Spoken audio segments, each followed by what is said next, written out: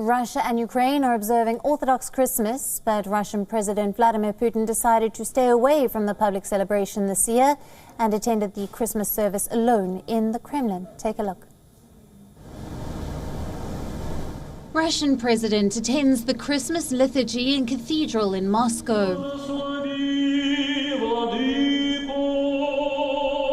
A somber-looking Vladimir Putin attended the Christmas service by himself inside a Kremlin cathedral rather than joining other worshippers in a public celebration. Putin stood silently inside the gilded cathedral of the Annunciation as Orthodox priests conducted the midnight service known as the Divine Liturgy.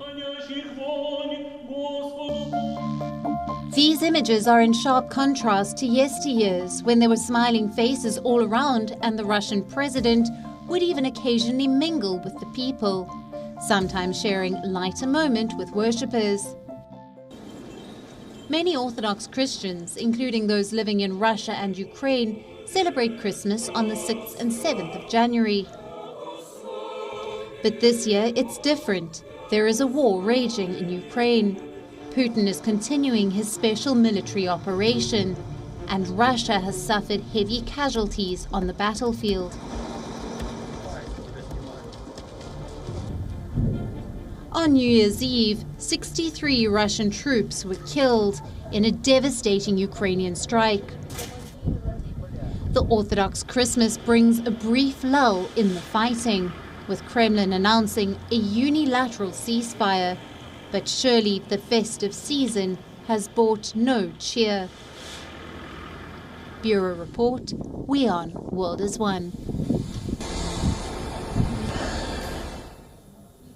We are being joined by Senior Policy Director for the Center of Arms Control and Non-Proliferation, John Erath, from Washington, D.C. Thank you for being with us on this broadcast. Now, Russian President Vladimir Putin attended the Christmas service alone in the Kremlin.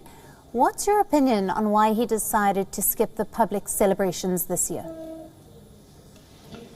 I think that certainly there is very little to be joyful about and to rejoice in the Russia-Ukraine region. The war is going on. It's very serious, and it's negatively affecting the people of both countries. So a celebration would be inappropriate. Right. And we have seen, despite Russian President Vladimir Putin unilaterally ordering his forces to pause attacks, the fighting persists in part of Ukraine.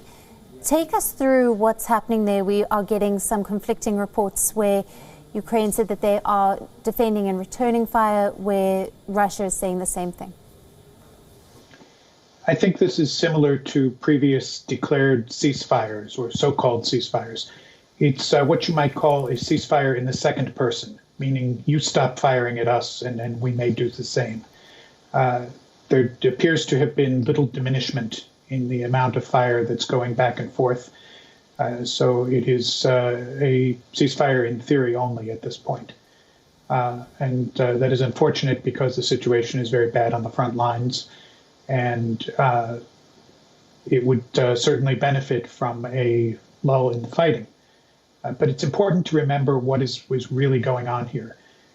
This is not a ceasefire. It's part of a larger Russian strategy to try to end the fighting as soon as possible in a way that locks in the gains that Russian aggression has brought thus far. That means the continued occupation of about 15% of Ukrainian territory. So it's not so much an attempt to end the war, but a rather cynical attempt to capitalize on everyone's desire for peace to bring gains from aggression to Russia.